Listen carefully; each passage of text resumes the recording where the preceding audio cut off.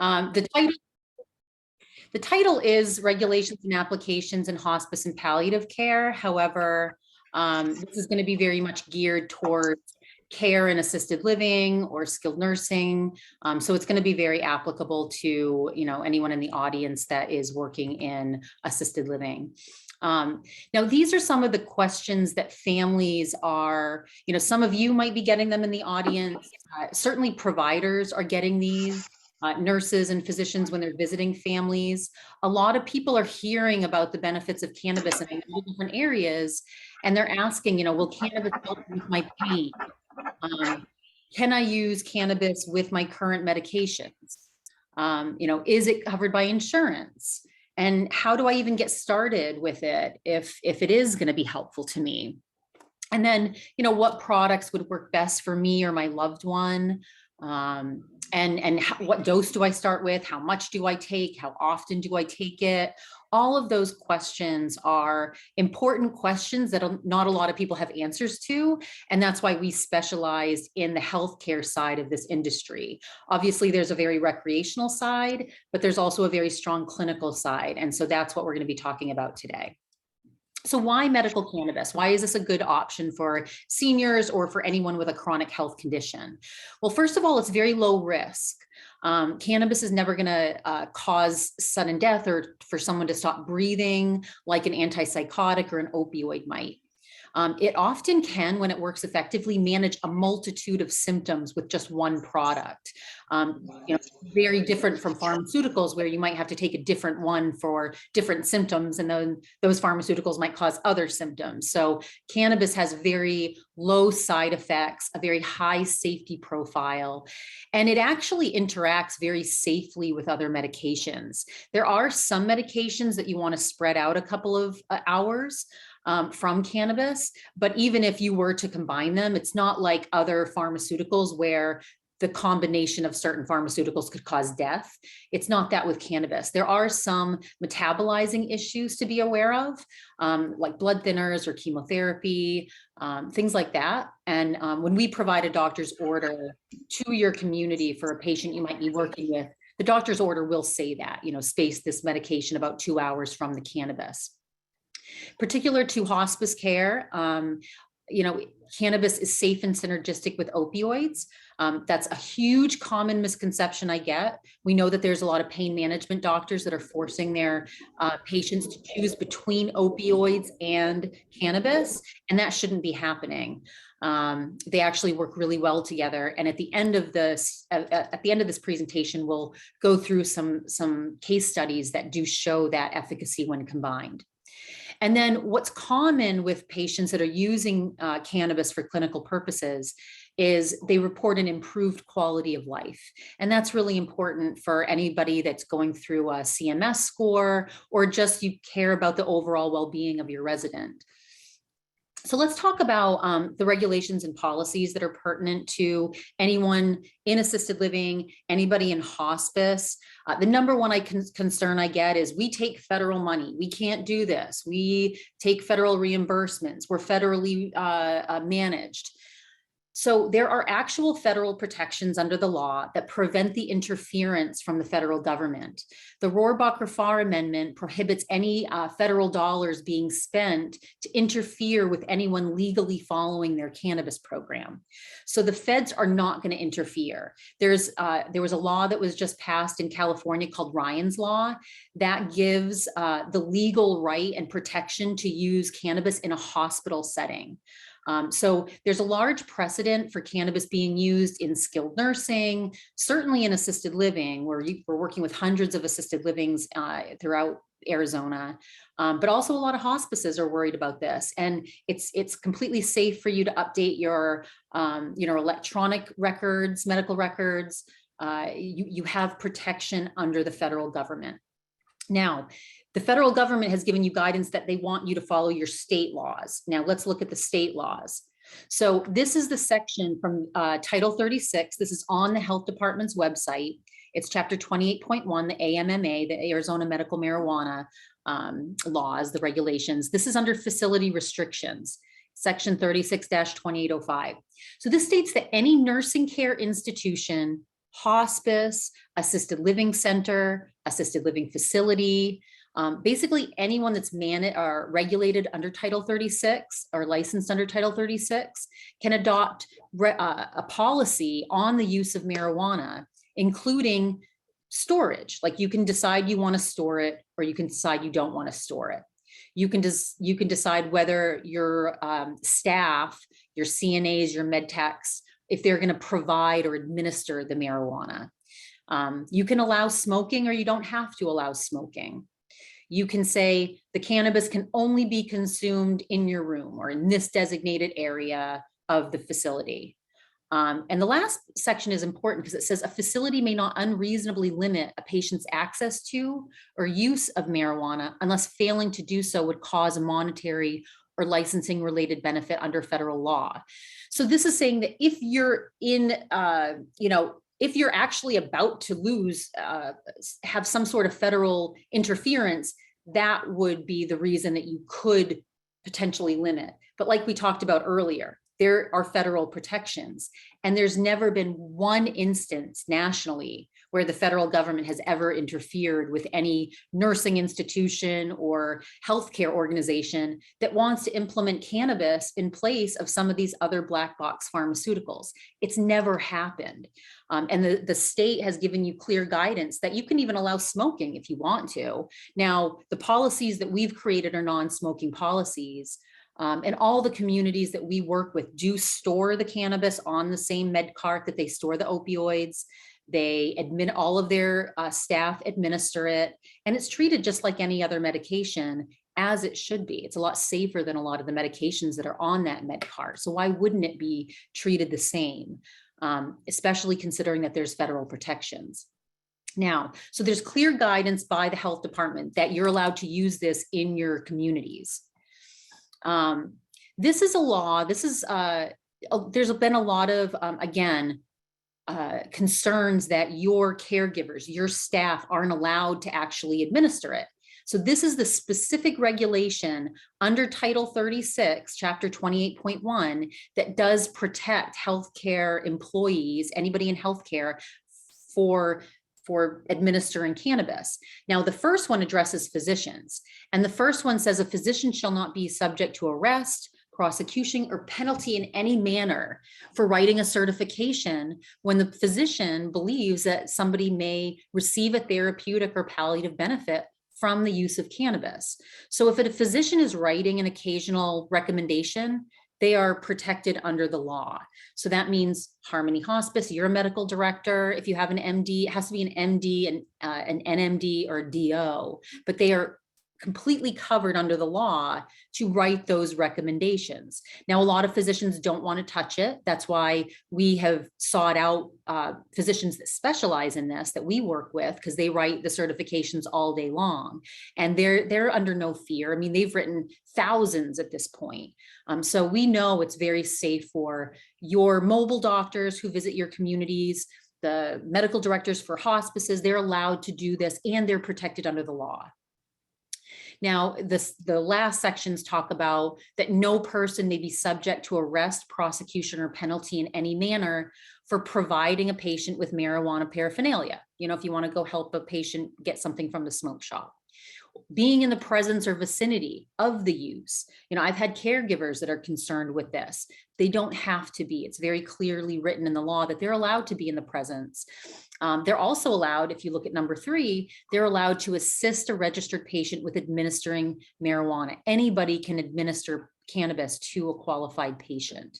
So all of your staff, they're allowed to store it, they're allowed to administer it, and they have protections under the law. Now, we are firmly on the side that cannabis is medicine. It's also very safe, and so it's been approved for recreational purposes. So we know some people use it for fun, and some people use it to feel better. So right now, there are 2 statutes that guide our medical marijuana use, or our cannabis use in general in this state. The first one is that AMMA that I've already referenced a few laws under. That's the Arizona Medical Marijuana Act, very regulated program that was implemented in 2010. That has not gone away. So we still help people get their medical marijuana cards, and there's a reason to do that. you know, your communities would need a doctor's order, just like you need a doctor's order for any other medication being used. You would still need that doctor's recommendation or doctor's order. So our doctors will do the certification, and then they'll make sure that you have that order to be compliant. And all those other protections that I mentioned are important protections for patients under the Arizona medical marijuana law. There's also other reasons for people getting a medical marijuana card still. They don't have to pay that huge excise tax. So the Smart and Safe Arizona Act, that's the recreational or adult use program that was implemented in 2000, just last November. And so, the differences there are on the recreational market. You know, if you're 21, you can walk into a dispensary, but you're going to be limited on potency. Now, so you're not allowed to buy any packages that are over 100 milligrams or greater than a 10 milligram dose. And a lot of patients we work with wouldn't need a higher dose than that. But then there are some patients that do require a much higher dose than that. There are some patients that need a gummy or a tincture, an oil that's only 2.5 milligrams. Some need 25 milligrams. So recreational customers can't access those higher potency products like the medical side can. So that's one of the reasons that people still get a medical card. The excise tax also is really important. So our medical marijuana patients in Arizona don't have to pay that 16.6% excise tax like adult users do. So even though the medical card itself is not cheap, it's $250 to $300, it pays for itself over time through not having to pay those recreational taxes. Home growing is allowed on the recreational side. And then, like I mentioned, facility restrictions and policies, there is still a reason for assisted living communities, the residents, to get that medical card so that they can access the doctor's order, and also so that they can get home delivery. So home delivery is what we do, and we can only serve medical patients. Delivery for adult users is not approved or won't be legalized for a few years. So right now, only medical patients can receive a medical delivery. Now, this is a quote from Dr. Sanjay Gupta that I like to bring in. He's CNN's chief medical correspondent, and he did a great series on clinical efficacy of cannabis. And he stated that he's even more convinced than ever that it is irresponsible to not provide the best care we can, care that often may involve marijuana. I'm not backing down on medical marijuana, I'm doubling down. So his series, I mean, he went into it as a skeptic and came out a believer. You know, he looked at the pediatric cases, you know, the cannabis refugees that were moving to Colorado, where there's just these really sick kids who can't access medical cannabis in their home state. And they moved to Colorado when Colorado became the first state to legalize.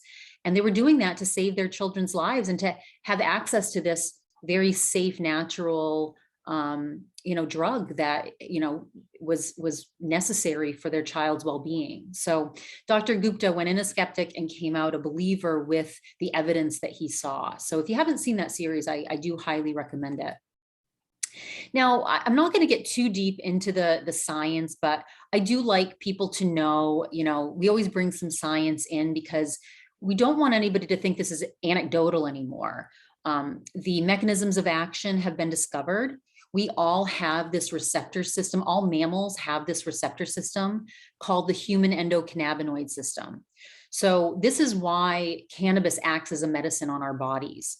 We all have this very complex receptor system, primarily made up of receptors called CB1 and CB2. And they're in some of the most important parts of our body. In our brain, you can kind of see these blue dots and where they're located in this little human form to the right.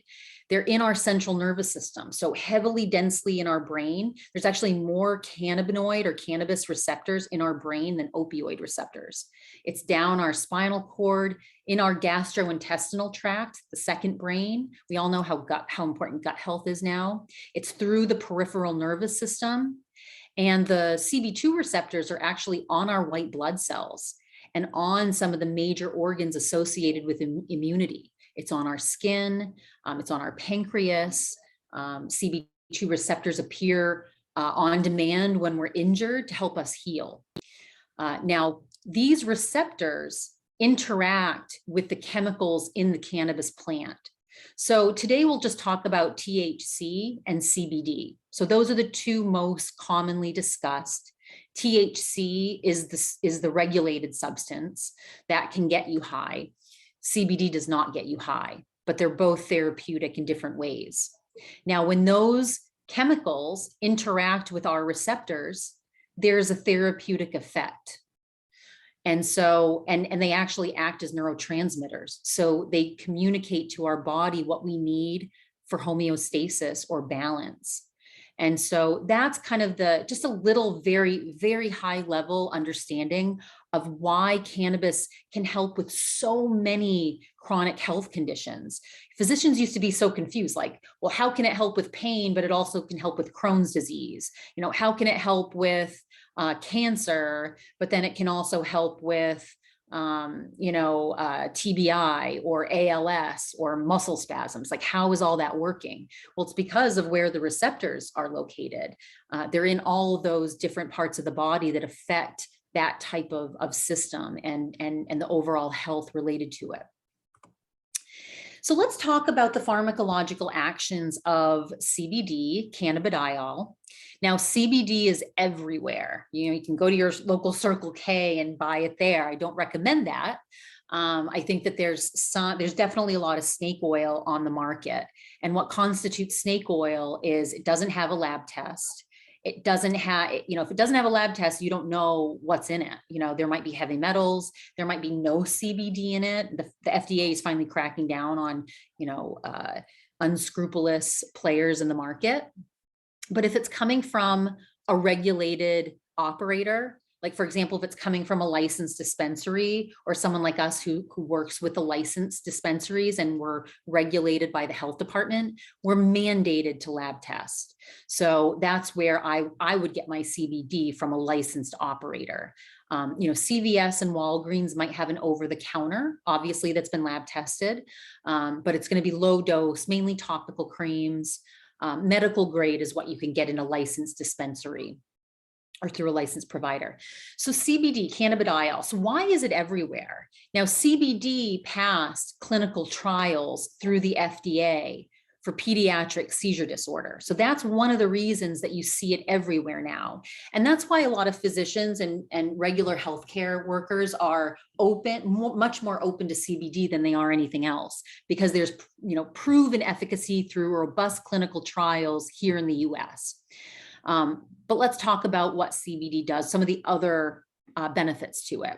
So it's a powerful anti-inflammatory agent. It reduces inflammation. It's great for arthritis. It works phenomenally as an anti-anxiety agent. It's a neuroprotectant. It calms the nerves. It can act as an antidepressant, an anticonvulsant, like we just talked about. It can be sedating to some, to others. Others have reported it's more energizing. So it does depend on your unique body. And it's non-intoxicating. It does not produce a high. And then this is really important. It actually balances or reduces the intoxicating effects of THC. So clinical use is all about finding the right ratio of CBD to THC. For somebody really sensitive to medications that doesn't want to get high, maybe they're a fall risk, you would do much greater levels of CBD than you would THC. So let's talk about THC. Tetrahydrocannabinol is the correct scientific term. So what is THC? So THC is the strongest pain reliever in the plant. Now, this is the regulated substance. If you're over 21, you now have access to THC, whereas prior to the last election, you didn't have. You had to have a medical card. So THC is the strongest pain reliever in the plant. It's a strong analgesic. Some people have tried, and some people can effectively use CBD for pain, but they typically need either really high doses, or if they have excruciating pain, like very difficult to treat pain, often CBD is just not strong enough to treat that level of pain. But if you add in even a little bit of THC, that can help provide that analgesic property that the patient is looking for. It is a strong sedative. It's a much stronger sedative than CBD. It decreases nausea and vomiting. It's an antidepressant. It's incredible for muscle spasms. People with ALS, people with MS benefit greatly from the antispasmodic benefits of THC. It's an appetite stimulant. We all know about the munchies. For some, it's a side effect. They don't want to get the munchies. And then for some, they absolutely need their appetite stimulated. That's why a lot of oncologists will recommend cannabis, both for neuropathy and pain and insomnia, and being an appetite stimulant, bringing their taste buds back so things don't taste like sawdust as they're going throughout their chemo. So for all of that symptom relief, it's great. There are also anti-tumor properties to THC for many types of cancers, like glioblastoma right now is being studied, the anti-tumoral effects for glioblastoma, which is a nasty, nasty type of brain tumor. And THC can be intoxicating. Now, I say can be because, again, clinical use is not about getting people high. It's about helping people feel better or controlling their symptoms. So recreational use, people want to get high. So for people, going into a dispensary that want the high, they're probably going to get a pure THC product. But somebody that doesn't want to feel that dizzy, euphoric feeling, or, for people that don't like the effects of THC, because there are a lot of people that don't like, what they call that dizzy cloudiness in their head. Again, balance it with CBD and it takes away that strong high. And there are people that do need higher doses of THC for clinical use. We do find, agitation from dementia is one of the, especially if you have real violent behaviors, higher THC products work amazing to calm those behaviors.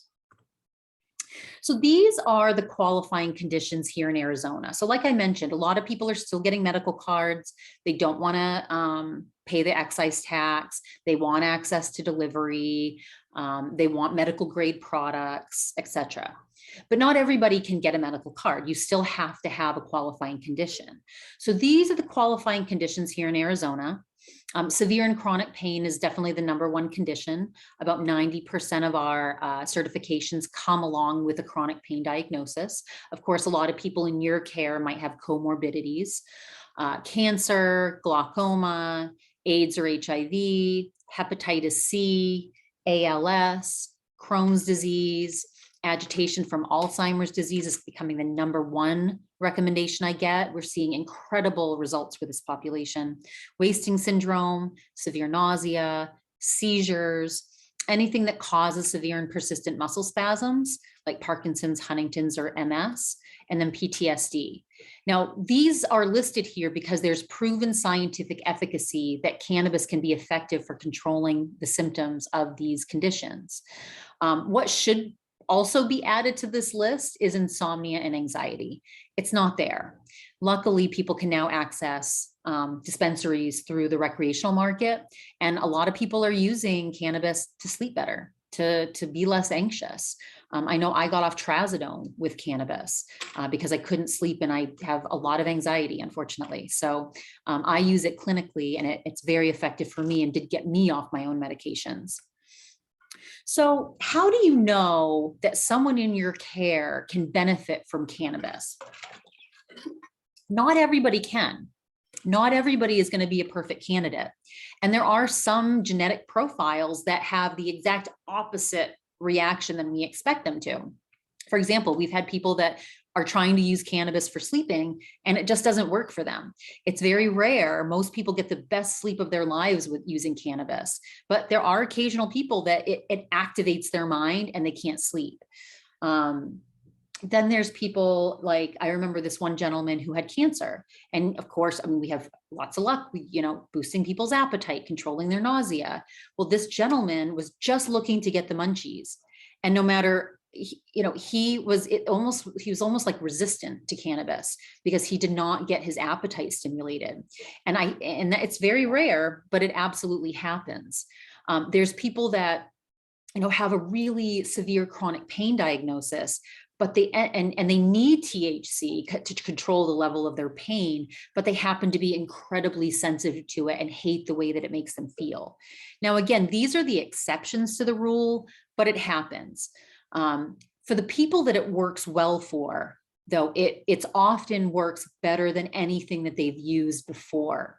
So we always like to go over some screening tactics, right? So if you have someone in your care that has unsustainable opioid use, their doctors are cutting them off because they're on such a high level of their opioids that they're like, okay, we can't give you anymore.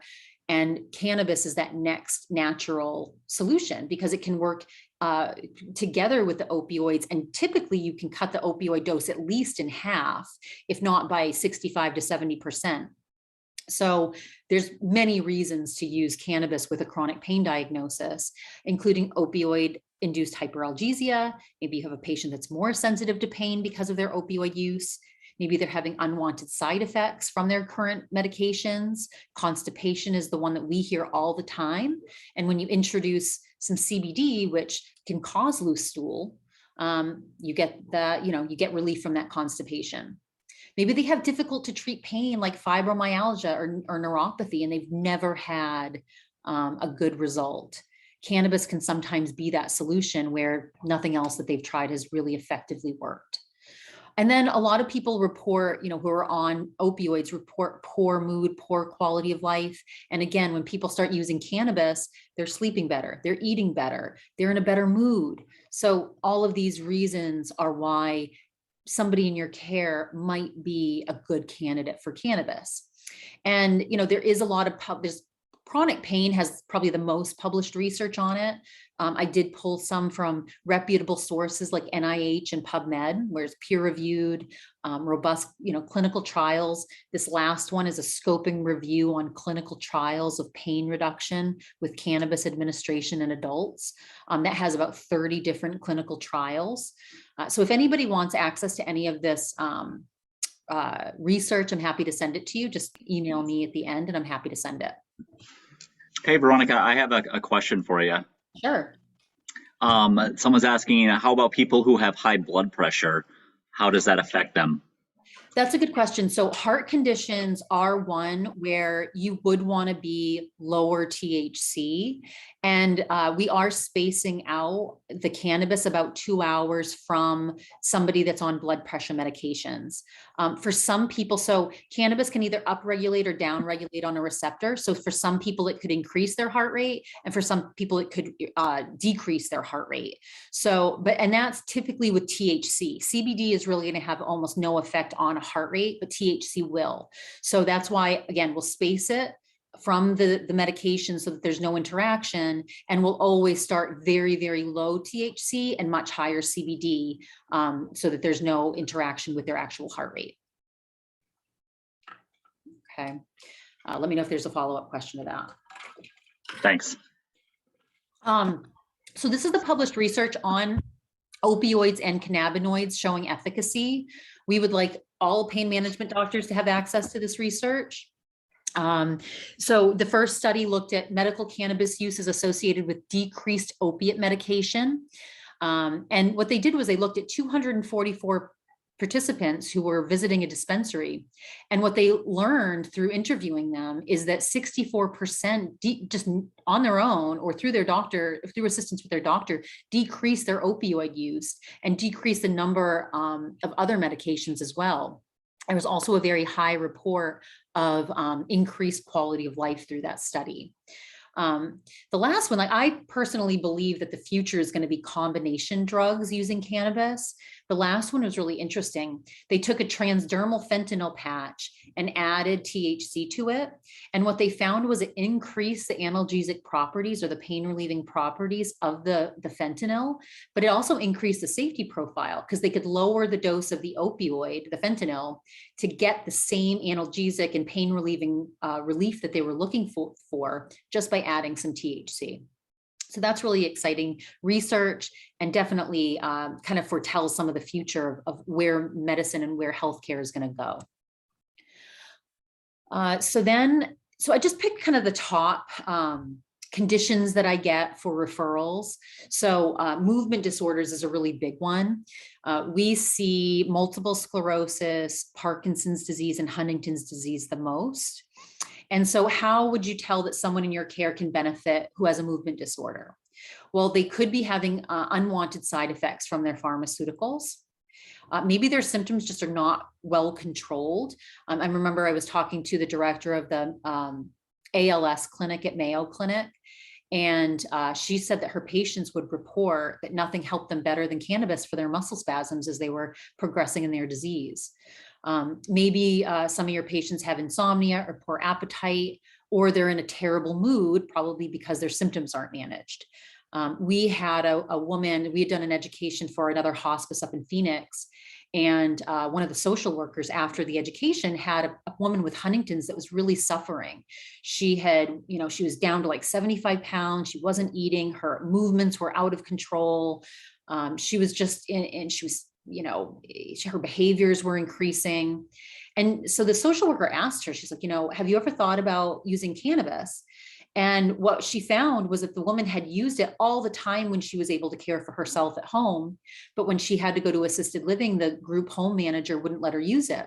And he was under the assumption that you had to smoke it.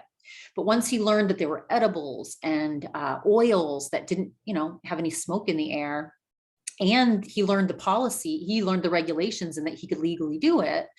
We helped him set up a policy and he started using this. And within just, a week, the nurse reported that this woman had a 75% reduction in her uncontrolled movements. She was eating, she was sleeping, she was in a much better mood. I mean, it was life-changing for this poor woman who knew she needed cannabis to control her movements. And it was really just a matter of education. And the social worker, before she presented this, did want to know if there was any proven efficacy, if there were any, if there was any published research. And I looked some up for her. And so these are the resources I pulled. Clinical experiences with cannabinoids and spasticity management with multiple sclerosis. Now, multiple sclerosis has a ton of clinical trials done on it. In fact, right now, going through phase 2 clinical trials through the FDA is an oral mucosal spray called Sativex. And it's been approved in Canada and it's been used in Europe for years for the spasticity and neuropathy associated with MS.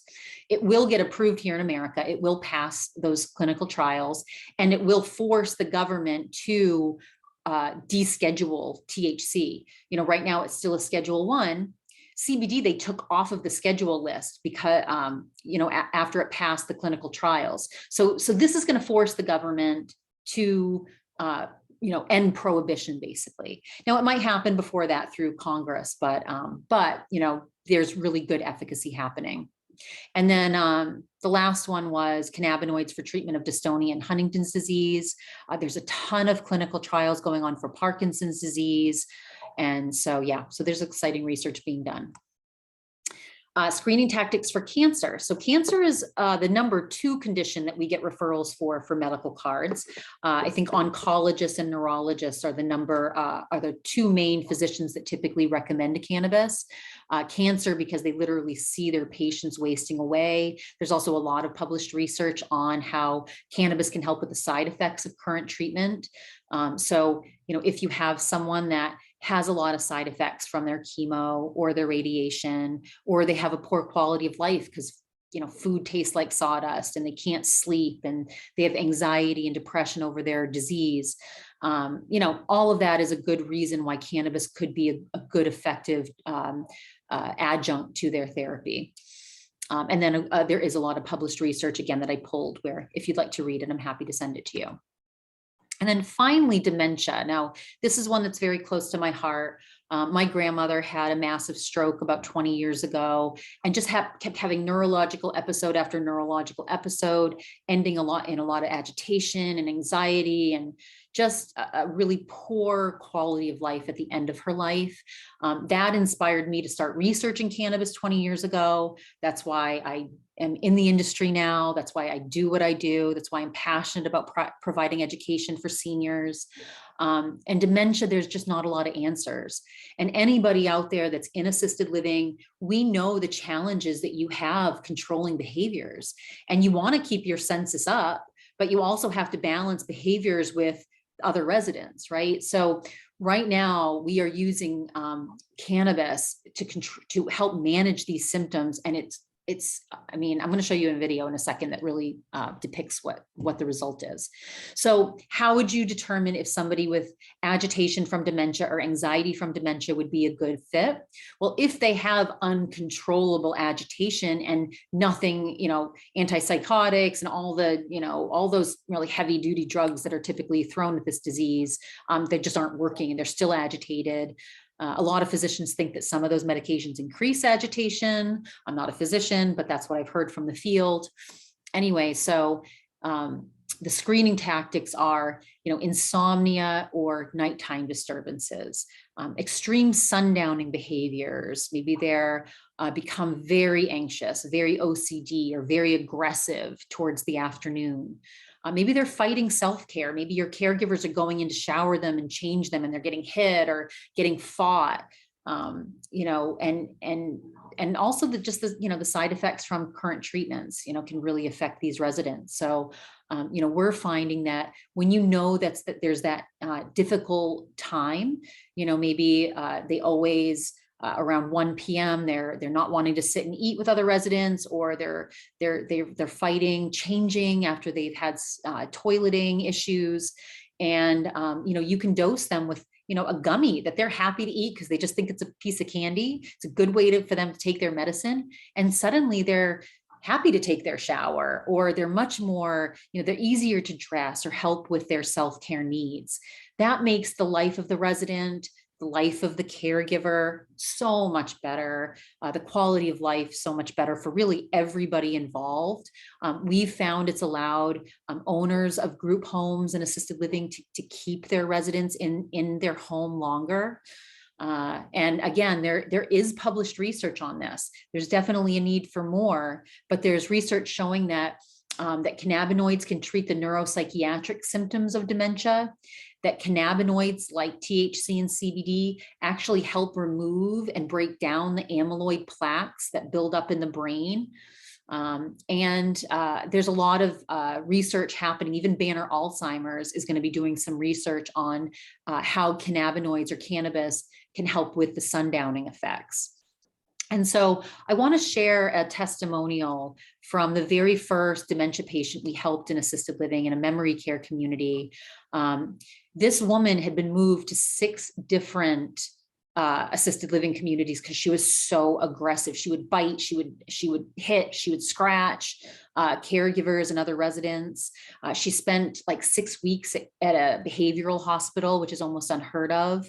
And her husband, Roger, was this was an absolute last resort, and he was very hesitant. His background is he was a conservative politician that had actually voted against the cannabis program, the medical marijuana program, year after year. He just thought it was this Trojan horse for the recreational movement. And so, but after we started using cannabis, Roger definitely had a complete change of heart and change of mind, and became, passionate to help us, get the message out that this is really a helpful medicine. It's not about getting people high. So I'm just going to play this real quick. My wife was diagnosed with early onset Alzheimer's. As the disease progressed, she became increasingly agitated and aggressive. Part of the problem was that she turned out to be allergic to antipsychotics. So we were to the point where we're getting desperate in terms of our abilities to control her behavior. And one of the doctors said, hey, why don't you try medical marijuana as an option? So we were able to get a prescription for it. Grass turned out to be a godsend. She's no longer aggressive. Her anxiety levels are down. She's eating more, so she's going back in the right direction. What you have to try to do is make it as painless as possible. make their lives as rewarding as you possibly can before it ends. And this has helped. So Ain was able to stay in that same community for the rest of her life, and that story has translated across Arizona, and so many more memory care communities are wanting to use this and assisted living because it's so safe, it's so natural, it's managing all these symptoms, and there's proven efficacy. So why wouldn't you try it over something that could cause sudden death, like Seroquel or like Depakote or Ativan? It's just more natural. There are, of course, a place for those other pharmaceuticals, but why not use this as a first line of defense to see if it can be, managed in a more natural approach with less side effects. All right, let's see if I can. There we go. So this is just, again, I know not all of you are in hospice, but this is just some clinical case studies from hospice and the regimen that they used. Patient one was a 72-year-old female with follicular lymphoma, and this was her regimen using cannabis and opioids.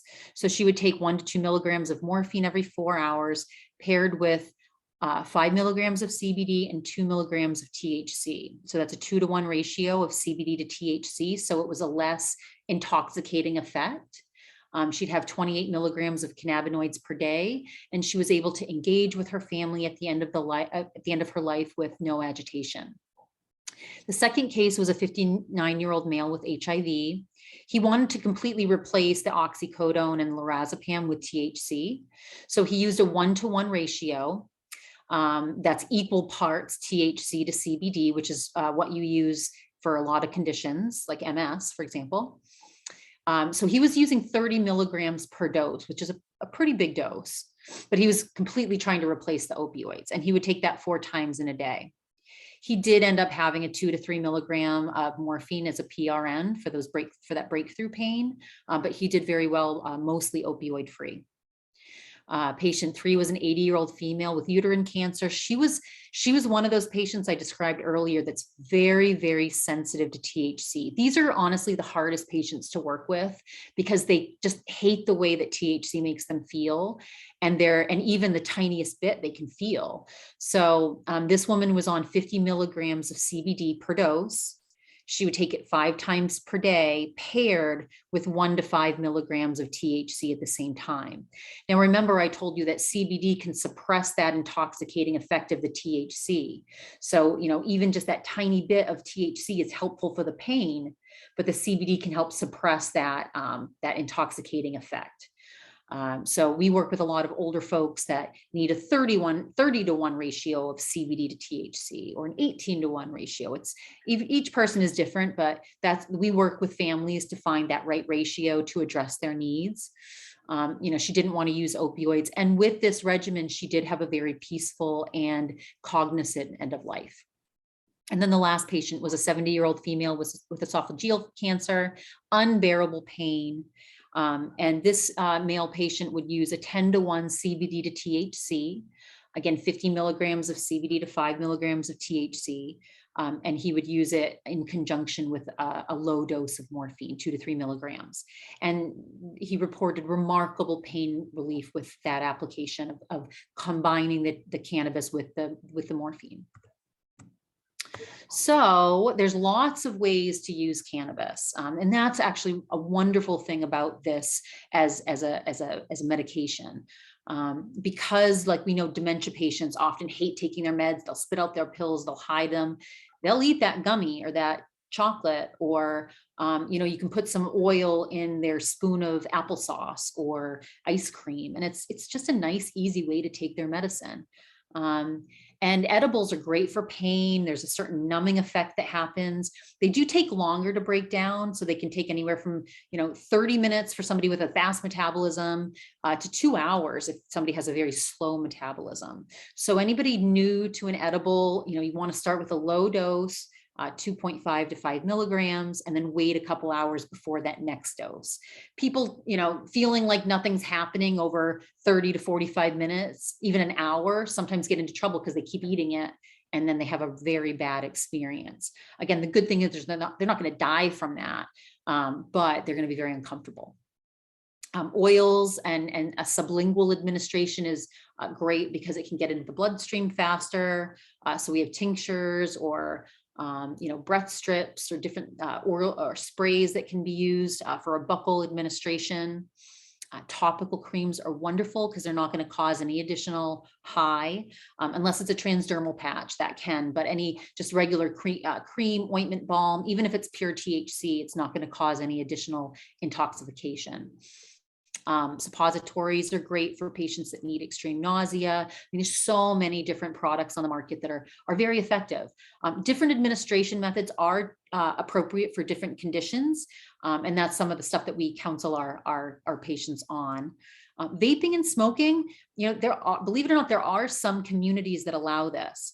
There's actually a very prestigious upscale memory care community that we work with that allows inhalation because they have this young, like in his 40s, former NFL player that's very agitated and can be very violent and dangerous to staff and other residents if his agitation isn't controlled. And the great thing about inhalation, even though I think it has the most stigma surrounding it, is that within seconds, you get the effect that you're looking for. So for somebody that has a violent tendency, it can be very relaxing. He can just take a quick inhale and calm down immediately. Now, in Israel is very advanced in the science. You can walk into hospitals and patients will be vaping vapor in their hospital beds. That'll be the future for America. It's going to take a long time to get there probably, but again, inhalation is an effective method if it's appropriate. Regardless, all of these other administration methods can be used effectively. But if you have a community that you want to allow inhalation as a method, please let me know, because we are always looking for that, because there are some residents that very much require that. We were just trying to help place this other resident who was kicked out of one of the largest well-known assisted livings that are out there. She wanted to smoke, and she just kept smoking even though they were telling her she couldn't. And so we finally did find her a great living community that did allow her to smoke, and she's very happy now. So how to get started on clinical cannabis. So for patients that we work with, we get referrals via email or phone calls. And then it typically starts with a family discussion, because this is out of pocket, because it's not covered by insurance, families have to be okay with that additional cost. Typically it's around $100 a month for people that are using it as a medicine. It can cost more for people that need high dosing. It can cost less for people that need low dosing. Some people are paying $50 to $70 a month for their medicine. That's a hardship for some whose medicine is all paid for by their insurance. And then for some other people, it's a blessing because they're spending, even with insurance, they're paying crazy fees, out-of-pocket fees for their medications that might not even be working that well for them. So for some people, it's a really difficult thing for it to be not covered by insurance, and for other people, they actually save money. So it just depends, but that is a conversation that, a family has to be aware of before deciding to move forward with this. Then there's certification through a physician. We have physicians that can do mobile visits or telehealth visits, or, they have clinics that you can walk into.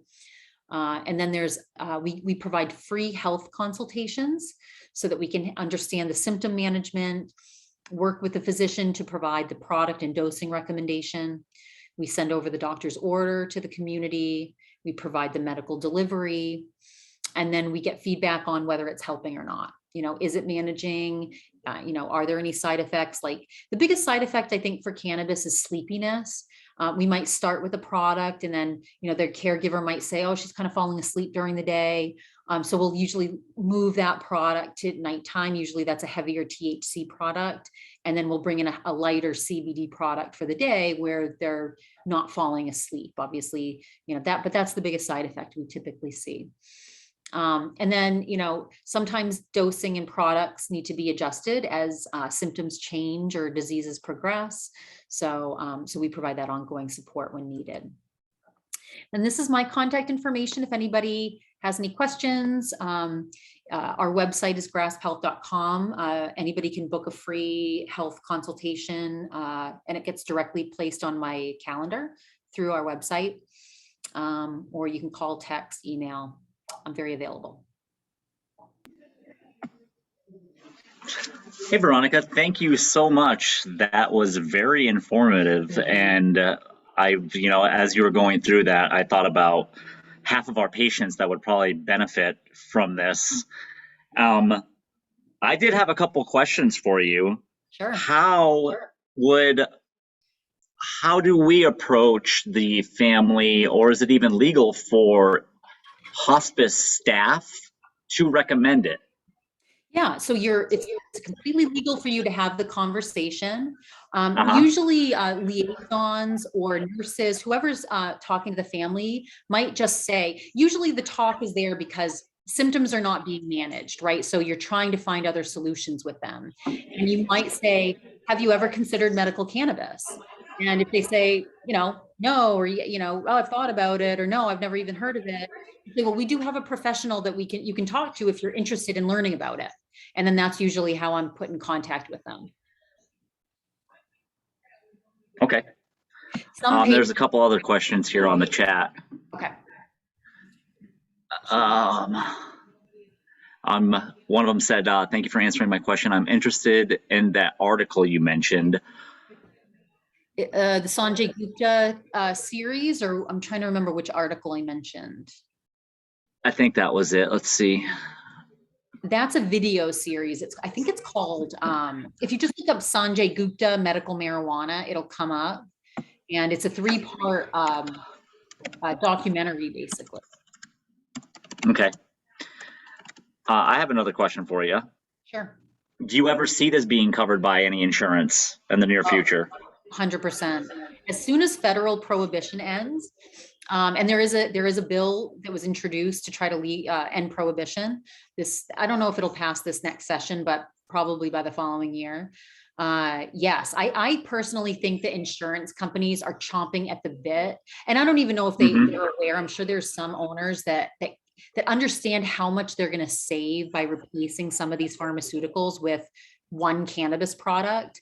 I mean, I've heard astronomical fees for some of these like diabetes medications, and there's different classifications of pharmaceuticals that are just wildly expensive, and some of them can be easily replaced by cannabis. Like Humira, for example, it's like an anti-inflammatory that causes all these other really harmful conditions. I have close friends of mine that have had awful repercussions from using that drug, and it's very expensive. So I think when insurance companies can cover CBD, when they can cover THC, like it's going to be a whole new world. Will that mean the cost will go up too, though? Costs for the just overall insurance? Yeah, or no, the cost of marijuana. Oh, cannabis. I mean, no, I think it will only get less expensive because cannabis it's a weed, it grows. Yeah. You have to know how to grow it, but I think it can be sun grown. Once federal legalization happens, it'll be interesting to see what happens with the states, because like places like California and Oregon could probably supply the whole nation with cannabis. Look at the huge billion-dollar grow facilities that Canada put up, and they don't even have anywhere to send it because there's just isn't the demand. There is the demand in the US. So it's going to be interesting what happens, but it'll be feasible for the cost to go down, actually. But your guess is as good as mine. All of us stakeholders in the cannabis industry are a little fearful for, we're hoping that the government gets it right. The tax structures will be great. There's fear and there's hope at the same time. So I don't know. Right. Okay. Oh, wait, I got one more question. Oh, yeah. And also for the article you mentioned, yes, and also the one about CBD and Alzheimer's. Oh, so you're asking about the published research? Yes. Yeah. If you email me, just grab my email here and email me, and I'll shoot you over those resources. It's heavy reading because it's all like, you know, published research from scientists, but the abstract is very easy to digest. So I'll send that to you. Great. Great. And I think that does it. I think we're out about time. We've got a staff meeting. I don't know if you can hear all the background noise in the office coming through. So, but Sounds like a fun party. yes. Well, thank you so much, Veronica. And yeah, and I'm also going to shoot out the little flyer I have with your information on it to all the attendees that came today. Awesome. Thank you so much. It was nice to meet everyone. Thank you for attending. Thank you so much. Take care. You too. Bye-bye. Bye.